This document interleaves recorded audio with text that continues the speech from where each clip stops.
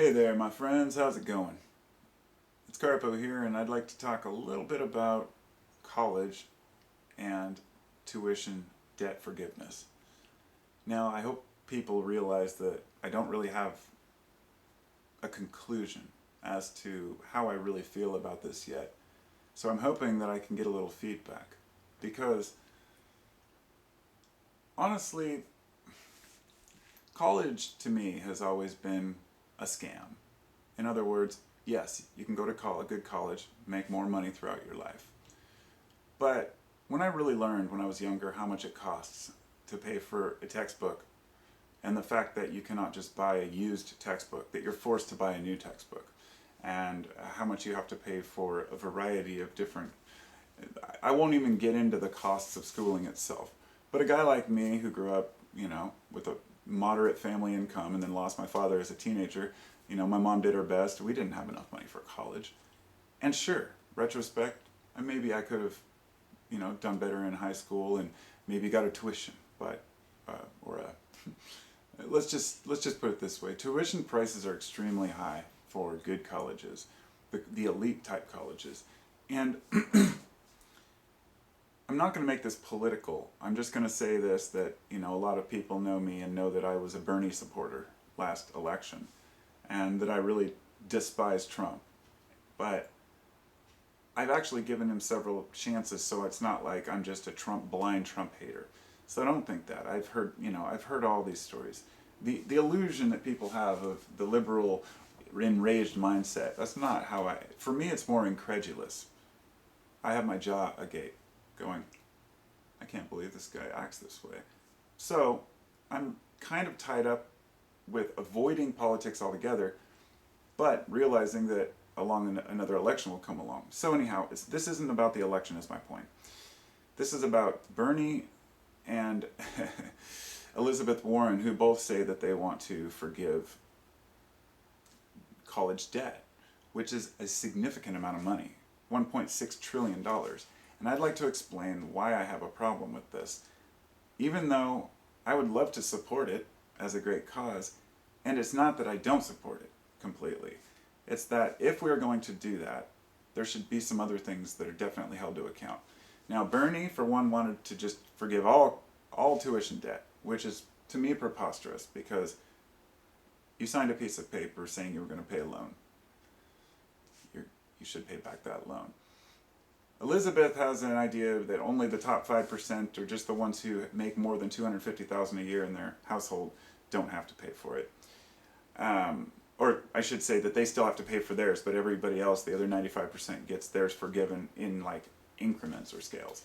But the problem is not solved. And this is why I have an issue with this. And the reason why I mentioned I didn't go to college was because a lot of folks seem to think that either those who didn't go to college are bitter, or those who already paid off their tuition are going to be bitter about it. And in many cases that's true. Some people say, well, hey man, I paid my debt and I just finished paying it off. But it's not just about that. It's more complicated. The problem is not solved by paying it off. What it may do is inspire colleges to even raise their rates higher, and there would also be taxes that have to be paid on this. So if a student was forgiven $20,000, let's say, they would have to pay taxes the next year on that gift, which is interesting in itself. So it means the government would use taxpayer money to forgive these loans, and then the people would have to pay back up to 20% of that in taxes. And there are 44 million student loan debts. So if you look at the numbers in the US, I believe that's about 1 in 7. 1 in 8 at the greatest difference. And for each one of those, they know at least a couple of people who sympathize with them. So that means that half of the nation would support, at least half the nation is always going to support removing this debt. They know it would ease the burden. But what happens when that person starts making good money? And then are they going to pay back a taxpayer fund over time? And of course not. So my thought was this: since it's not the prices, they're well aware of the prices up front, it's the interest that kills people. So perhaps we could cap interest or eliminate interest. Perhaps we could write off interest. And another difference is the policies are different. Bernie wants to pay for his, I think, I'm not sure, but I think Elizabeth wants to say she wants to tax the rich, or maybe it was, no, Bernie wants to tax speculation on Wall Street, and I think Elizabeth wants to also tax the rich in some way. And look, I know there's a huge disparity in this country. I mean, the wealth gap is increasing so fast that I don't even feel like anyone gives a shit about the people of this country at all. The rich just get richer and richer, more and more consolidation. Guys like Jeff Bezos who don't know what the fuck to do with his money, it's disgusting to me. They act like philanthropists because they do a couple projects and their workers can't even afford, So I won't get into that. That becomes quite political.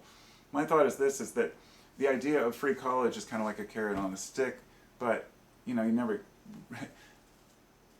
We have to pay for it as the people in the long run. It always ends up coming out of the people's pockets. I'm pretty saddened by the fact that, there were major tax breaks given last year to corporations, reduced from down to, 30 to 21% or something drastic for a lot of people, which hasn't helped the average worker at all. And now, even from the other side of the political spectrum, to now throw a bunch of money at people who went to college, it's kind of hard not to shake your head and just be like, okay, I get it. Society tells us to go to college, then we go to college, we realize there aren't jobs. Maybe it's more complicated because everyone's losing work. In other words, a lot of people who started going to college 4 years ago, the market is changing every year, drastically. If you go and you learn some AutoCAD software or some sort of design or whatever it might be, that might change significantly. That might be taken over by a robot even. And that's going to be more common too as time goes on. So what we have to say is maybe we're all fucked. Maybe it's not just college kids who owe a bunch of money that are fucked, but we're all fucked. And the future looks kind of grim, But I guess I don't want to make it sound too grim, but the job market's definitely changing. The idea that